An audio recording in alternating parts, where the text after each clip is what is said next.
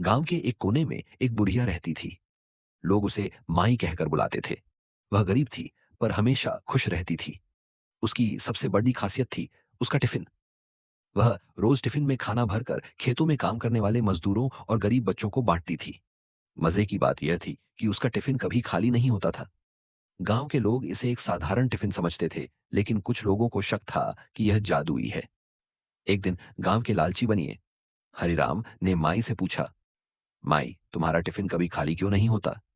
माई मुस्कुराई और बोली, यह प्रेम का जादू है बेटा, जितना बांटोगे उतना बढ़ेगा।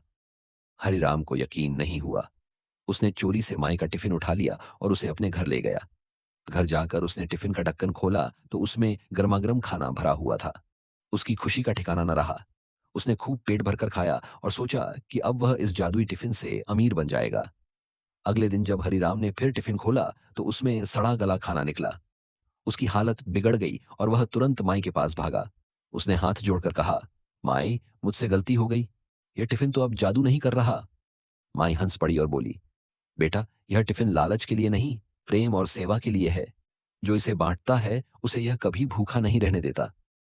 हरिराम को अपनी गलती का एहसास हुआ।